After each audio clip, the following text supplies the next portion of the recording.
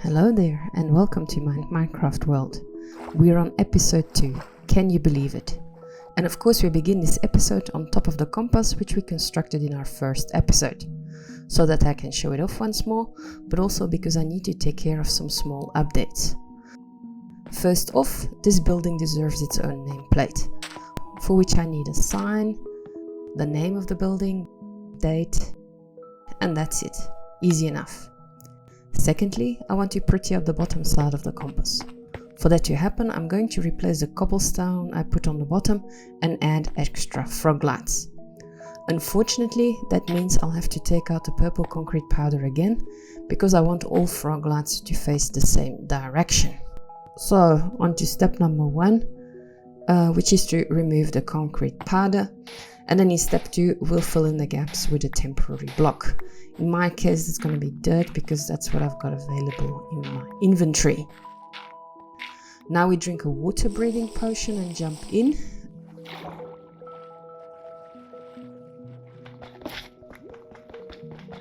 I must say these frog lights are actually quite difficult to take down. I wonder whether I should be using a pickaxe or another tool. Whoops, that wasn't supposed to happen. Well, I'll remove the concrete, place back a dirt, and then I'll deal with the missing concrete powder later on. So fourth step means that I'm putting in the frog lights. The kelp is a little bit in the way here and there, so that I need to get rid of. And then I just need to make sure that I place all these blocks with the right side facing up. That's 1 quarter done.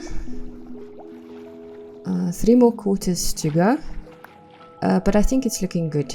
I wasn't sure whether to cover the entire bottom in frog lights, so I brought an entire shulker box full of frog lights, but now that I see this, I'm happy with it.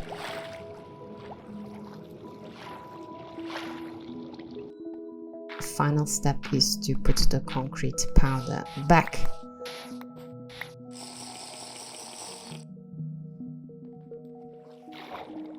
Onto the final quarter.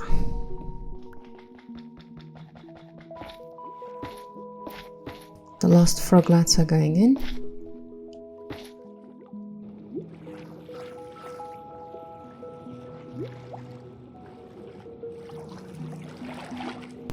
Ooh, that light is beckoning me. Should I? I mean, it's an ocean wren, so obviously there's going to be drowned around. But I still have a lot of water breathing left. Should I risk it? You know what? Let's go for it.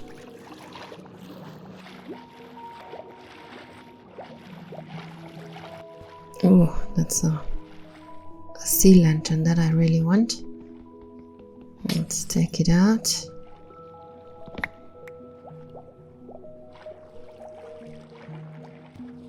There's another sea lantern. Oh, I hear a drowned. Where is he? Don't see him. Okay, let's grab that sea lantern.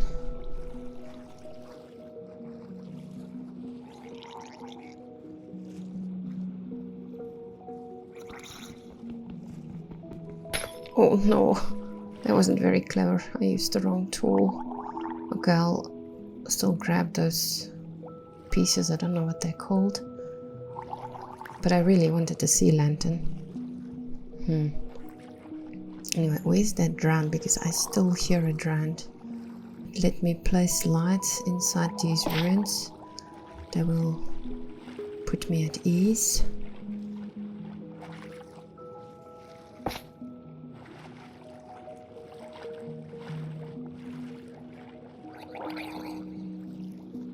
Ah, there you are. So you're stuck, huh? Stuck inside your castle. Well, I'm gonna leave you there.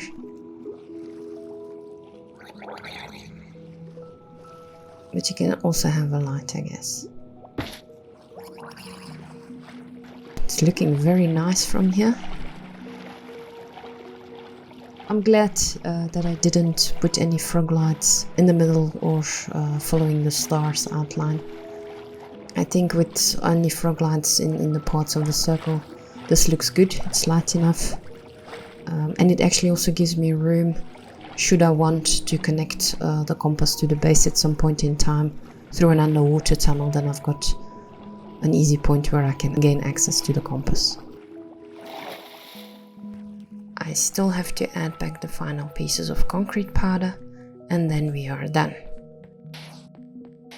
I wonder though, how many frog lights did we end up using?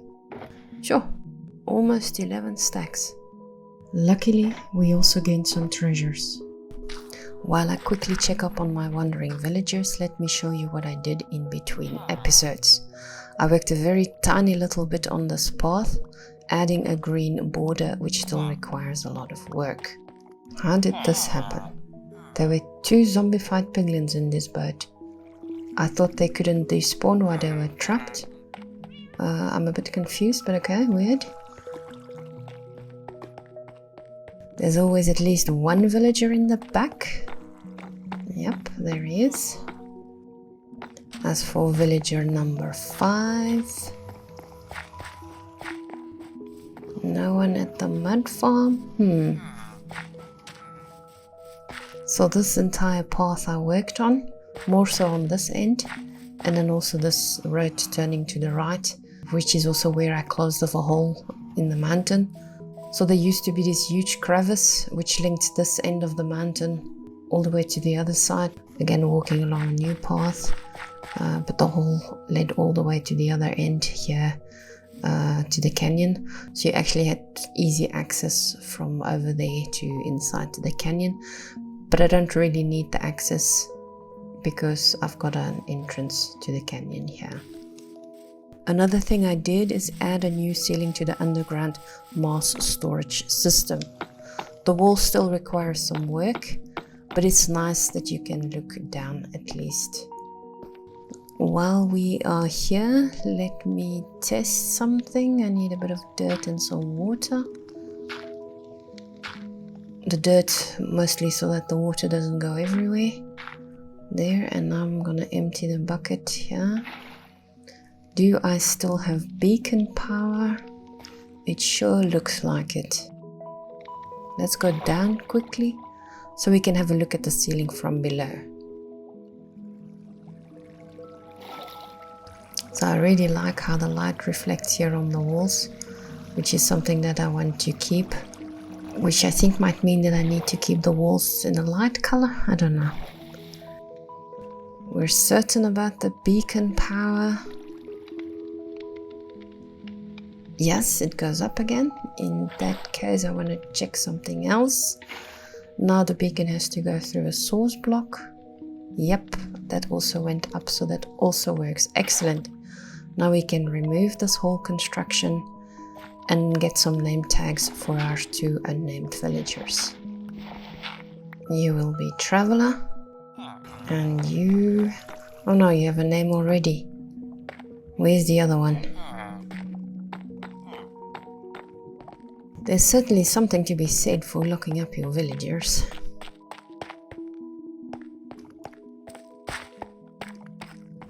Oh, there he is.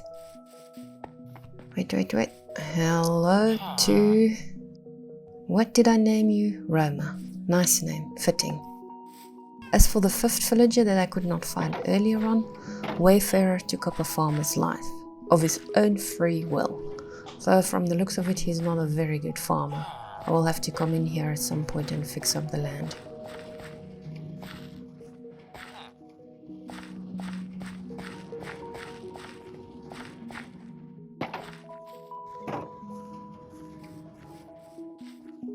There's one more thing I want to show you before we start the actual episode. So let's pick up these resources and then we fly south.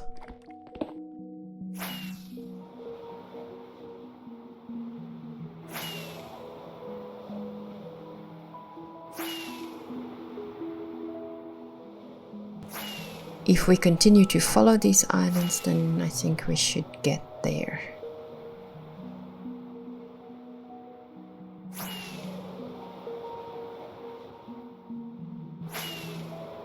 Oh, there it is.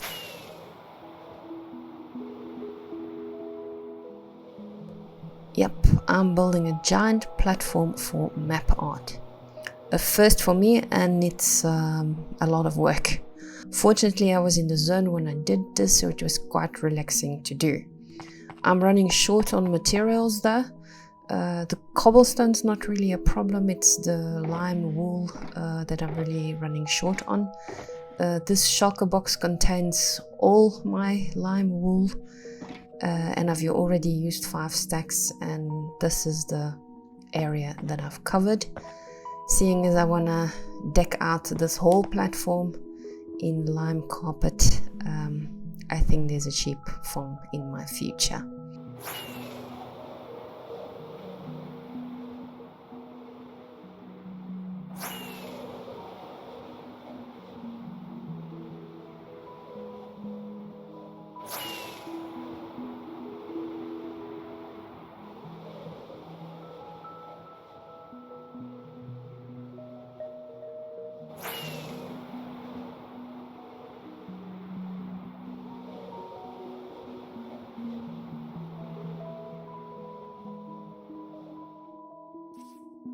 So what will we be doing this episode?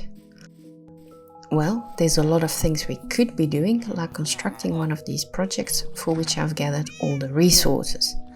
That is except for project B, because that one's a tad little bit problematic. But I think I'm going to plan ahead first. When I decided to set up base here, I already did some initial planning. I took a screenshot of an earlier version of the map you saw last episode and started drawing my intended builds and farms on top of it. That went okay until I came across Raceworks' YouTube channel. The guy is busy creating a farm for every single resource in Minecraft, for which he has created a huge Excel that's free to download. So of course I did, and what a mistake. Not at all Raceworks' fault, by the way, but before I knew it, I drafted a very long to-do list. It just wasn't workable, also because I kept the list outside of the game. I have since adopted a new approach. Let's take a look at some examples. This is the overview I created to follow up on my dice. The top 3 rows contain the dice for which I have a farm in one way or another. Some of them purely require mixing, like the 3rd row, and then the top row, those dice require cooking. The brown die is listed as missing because even though I have a farm for it, the farm needs to be relocated somewhere else at some point in time. A lot of my dice I get through this machine below. Let's see who designed it. Okay, I guess we'll never know. Another overview I created involves fish. It's right at the back of the factory here, split over the 2 back walls. 90% of tropical fish spawn as one of these 22 varieties. These fish are fixed in shape, color and pattern and have a unique name that refers to real life fish. The other 10% hang on this side of the wall, as well as the more common fish like salmon, cod and pufferfish. As you can see, I'm still in the process of gathering all the different fish. But once the overview is complete, then I'm going to turn it into a live display so I can actually see the fish. Probably not going to be in this location, and also just so that you know, this is a long-term plan, not something that's going to happen anytime soon. I still have some fish that I got from the Wandering Trader that are not up yet on the board. Let's first see what we've got in the buckets. 1, 2, 3 and 4. Okay, so now I need to put them up here. Red snapper, I thought I had, oh okay, this is an emperor red snapper, not the same. Got a yellow tang, a dotty back and some other fish that I'm not even gonna try to pronounce. Okay, so dotty back I've already got, that I can put away. It's getting quite late though. Let's maybe go to bed. Oh, you're not gonna steal my bed, are you? No, okay. There's another bed for him around the corner. So there's no need for thievery.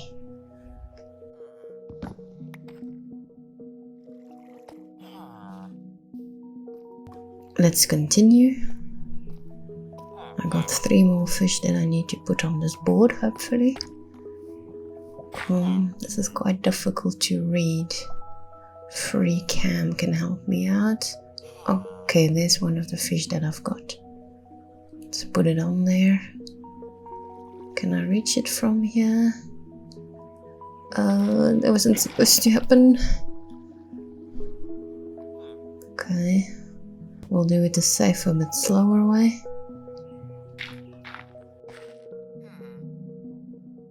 There, that one's in. Have a look for the other 2 fish. Don't see them. Oh, there's the yellow tank, so that one I can put in the overflow bucket. And then there's still that emperor red snapper. Oh, there it is, right above. Okay. That's 2 out of 4, that's good going. Now let's move on to the last overview I want to show you, for which we need to go to the canyon.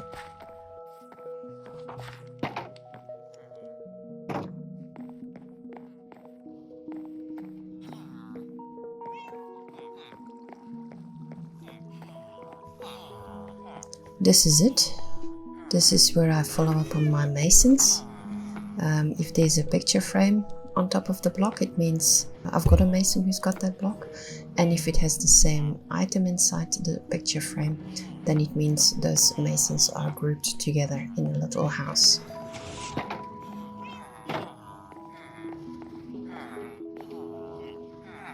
Here in the training center, I'm still working on blocks for which I do not have a mason yet. So this guy, for example, has 2 colors that I don't have yet.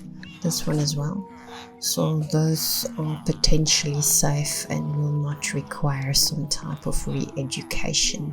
So I put up their blocks on the side here, so that I can easily see who I've got in the house at the moment.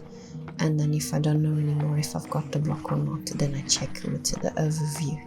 If I'm looking for a specific terracotta block, then I just have to look up here, remember the sign, and then when I come down, for example, I need the vine block, then I go down to that house. Let's get back to the new overview I want to create, which I'm going to place here, because it's right close to where I normally log in and log out. So this overview is going to focus on the resources that I want to collect, farm, or obtain in some other way in the near future. This is going to be an easy build, nothing fancy. So I'm going to start with some trapdoors on the side, I think some oak planks in the middle, some sort of roof, and then we'll see how it goes. Yeah, I think I want to move it over one to the left. So I'm going to add this one here, and then I'll break down the rest.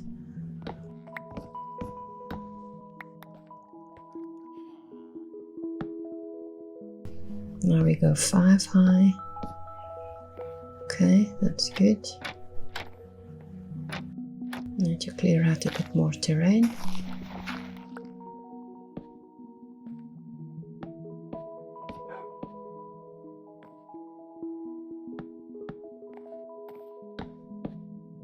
As for the roof, it's just gonna be some stairs if I can place them correctly. And then I'm going to leave the middle open so that I can place some greenery inside. Looking good, but the feet are not sturdy enough.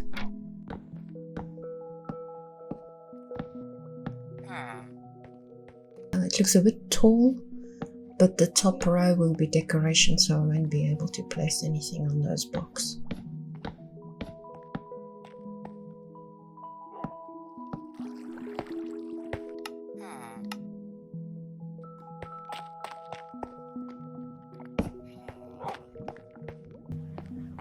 You know, I think this is a bit close to the factory. I can't quite decide. Yeah, it's too close to the factory. I'm gonna break it down and rebuild it one block further to the back. So I've moved the whole thing one block back, and now I'm putting up 3 signs already. Those signs will represent different categories of resources. For example, do I want to build a farm? Will I obtain a resource just by gathering it? Or maybe I'll still come up with something else.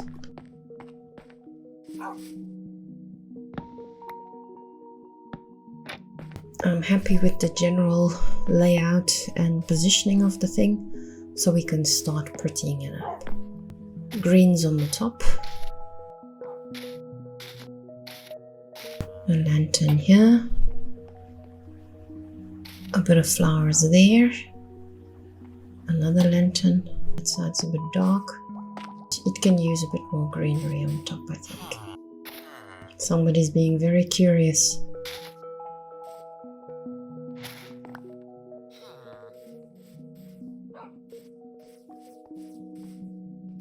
Some more leaves here.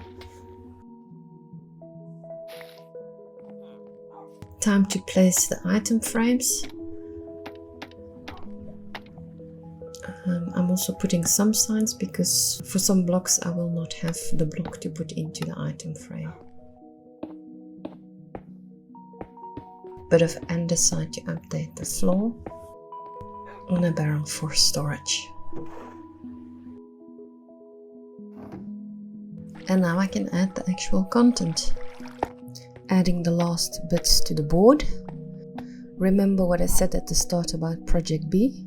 Well, these 3 blocks, block families in the case of the skulk and the sea lantern, are the reasons why that project is just a tad little bit problematic. The soil block with the waves and the end rods I need for the mass storage system, and I want more coal because I always seem to be short on that resource. Probably because whenever I die I tend to lose the full stack of coal blocks that's in my inventory. I'll take the opportunity to also get more beacons, so yeah, I will be building a wither skeleton farm fairly soon. Ancient debris is on the board due to the upcoming changes in 1.20, which will make netherite much harder to get, at least in my opinion, so I'm gonna obtain it now. That's as far as the dangerous category goes. In the Save for Safe to Acquire group, I've added lime green wool, you know why, banners, candles and flowers. For the banners and the candles I already have farms, but I want a building where I can create and store them. That's what one of the other ready to go projects is all about. I hope to tackle it in the next video.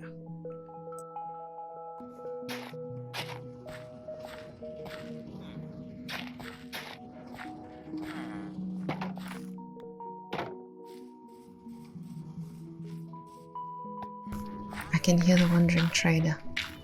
Where is he? No, seems to be coming from the right. Maybe he's inside the factory. Don't see him.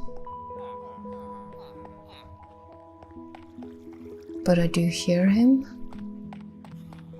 Is he here? I've gone full circle and I haven't come across him.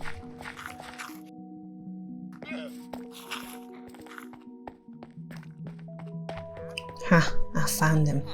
Let me first get my box out so that I've got some coins. Sorry, some emeralds.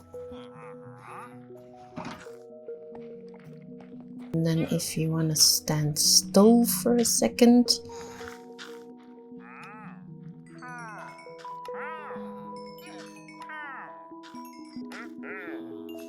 As for the mini blocks, lime concrete, I don't know, do I need that? I think I've already got most of these blocks. Let me check. These are the blocks that I need. I can use some mini bone blocks.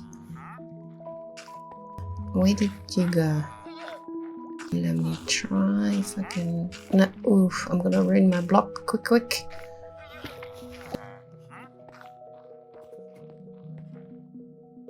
Where are you? There. Aye. You move around too much and your animals are in the way. So give me the mini bone blocks and then we'll take care of the fish. Let's find a spot where we can check up on them.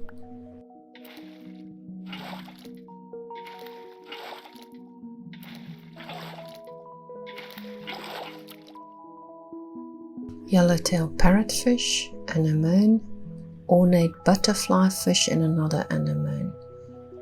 Or anemone, I don't know. So the one's double, that's unfortunate. Where do these guys go? We'll do it the safe way this time. We learn from our mistakes. Where are the others? The parrotfish I already got. So the ornate butterfly fish, where are you? Okay. Again, 2 out of 4. That's a bit going. But I fear it's not gonna stay like this because this side of the board is getting really full. So the chances of doubles are gonna increase quite a lot. And then this side I think might be a bit more difficult. Small update on the map art place. I completed the cobblestone layer and have put down all the lime carpet I had available, which is woefully inadequate, at least if I want to cover the whole thing. I also wasn't in the zone to do this. I fell in the water on several occasions. I misplaced a lot of blocks, so it really actually was quite a pain to build this. I added a small working station where I can store my wool and carpets and any other stuff I may need. At some point in time I might actually build a roof on top of it, but no concrete plans yet. As for the fence gates, they are here so I can use water to easily get rid of the carpets that have been placed. Last thing I want to do as part of this episode is review my beacons. I've got 2 at the moment in more or less permanent positions, except that especially the one in the mass storage system needs to go a lot lower. But I hope to get hold of some more beacons in future, and then I want to know now already where I'm going to put them so that I don't accidentally build on top of those locations. Beacon 1 is at minus 912 and minus 58. Beacon 2 is at minus 912 and 40. That means they're only 99 blocks apart, whereas each beacon has a radius of 50 blocks. I could have placed them 1 block further apart. Oh well. So I'm going to go plus or minus 100 blocks on the different axes and mark out my future beacon locations. Ooh, this is excellent. Over there is where the CAFA building is going to go. CAFA building 1 being one of the buildings for which the boxes are waiting at the factory. And it's also one of the reasons why I'm actually doing this. Thankfully the future beacon is nowhere close to the building.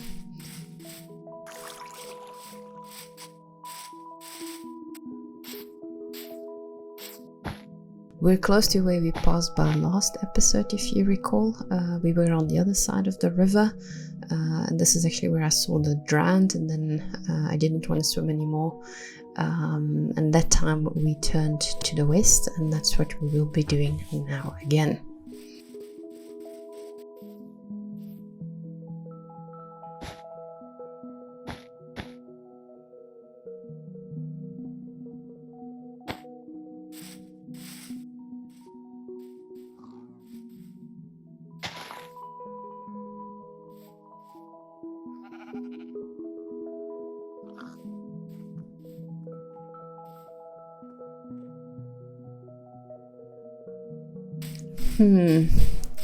This beacon is going to end up in the water.